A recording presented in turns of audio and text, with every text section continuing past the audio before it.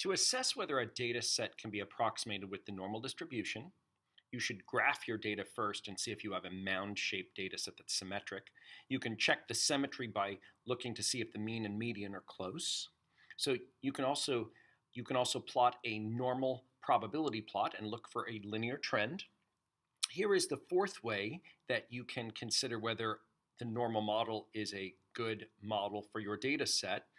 Verify the percentage of the data set that sits between 1, 2, and 3 standard deviations from the mean. From the empirical rule, we know these percentages should be close to 68%, should sit within 1 standard deviation of the mean. 95% should sit within 2 standard deviations of the mean. And almost everything, about 99.7%, should sit within 3 standard deviations of the mean. So calculating something like that by hand is pretty tedious. So that's why I put a program on your calculator. So you should have a program titled Emp_Rule, Emp for empirical, rule for empirical rule. So with your presidential data in list 1, if you run this program, what it will do is tell you the percentage of the observations in your data set that are 1, 2, and 3 standard deviations from the mean.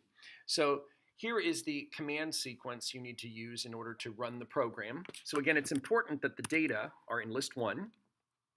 So you should press the program button, which is right under the stat button. Then you should select empirical rule, E-M-P-R-U-L-E, there's the program. So pressing enter once brings the command to the home screen. Pressing it a second time executes the program. And this is the output that you should see on your calculator. It's the same output that we have on the handout. So what this has done, the empirical rule program tells us the percentage of observations that are within 1, 2, and 3 standard deviations of the mean. So here is the 71.1%. It's the first value. 71.1% of ages of US presidents at inauguration are within 1 standard deviation of the mean. So here is for 2 standard deviations from the mean. That's about 95.6%.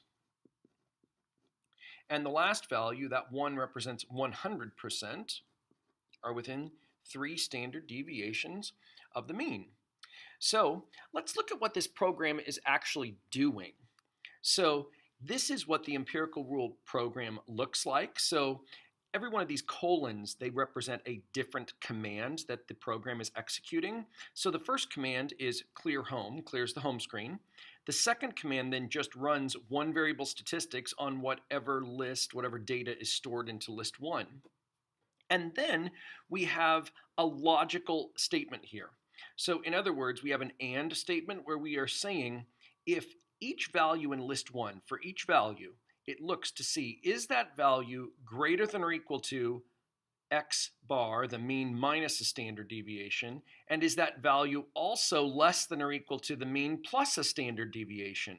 So what this is doing, this command is checking to see if this condition and if this condition are both true. So for instance, for George Washington's 57 years of age at inauguration is greater than or equal to a standard deviation below the mean.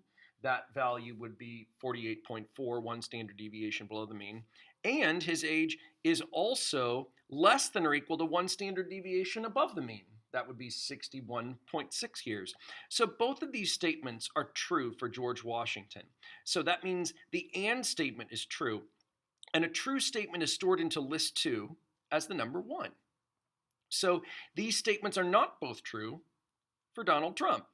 70 for the observation 70 in list 1. 70 is certainly greater than or equal to this boundary, 1 standard deviation below the mean. That boundary is 48.4.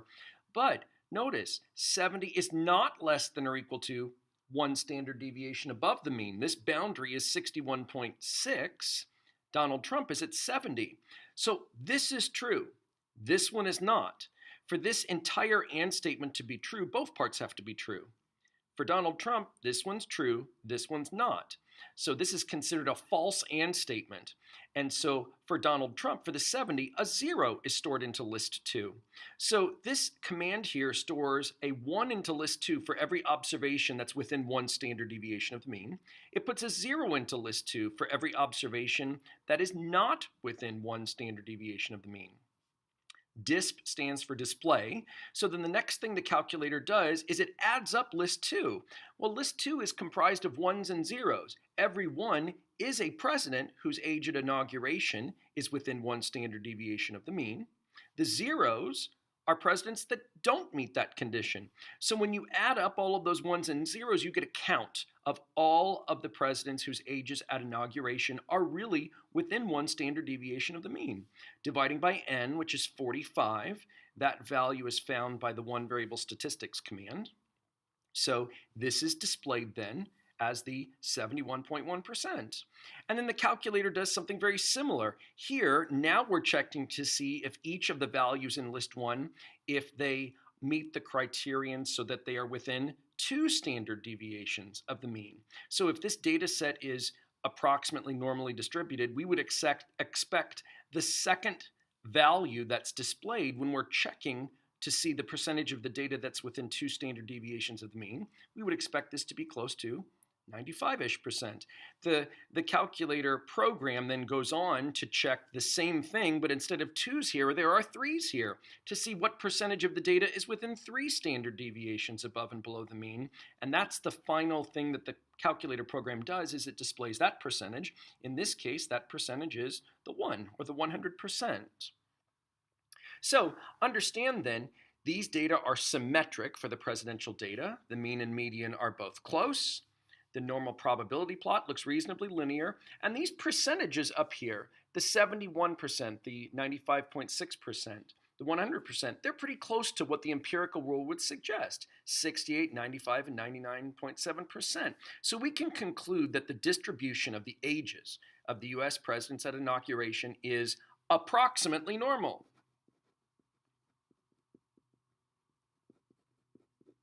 It is not exactly normal. It is approximately normal.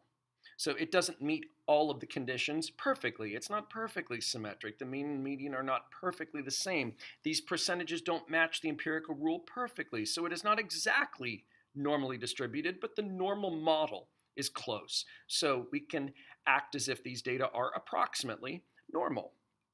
So I want you to try all of these same strategies on a different list of data that you should have saved on your calculator. So your job for tomorrow is to try steps 13 to 18 on your own. So the first thing that you need to do is get the yards list. You saved a list onto your calculator as yards. It contains the average receiving yardage per game for 20 randomly selected NFL receivers. So on the home screen, you need to press second stat and call up the yards list, and you need to store that into list 1. You need to do that on the home screen.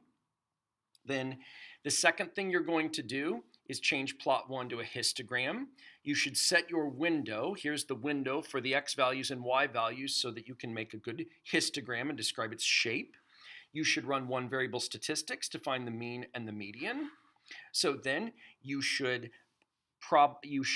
plot a normal probability plot. Again, I helped you see how to adjust the window. So then you should also, on the home screen, you should run the empirical rule program and see what percentage of the receiving yardages per game for these 20 randomly selected NFL players to see what the percentages are within 1 and 2 and 3 standard deviations of the mean. So looking at all 4 of these then, your job is finally to make a conclusion. Do you think the normal model is a good fit for this data set? So again, tomorrow we'll start class by taking a look at questions 14 to 18.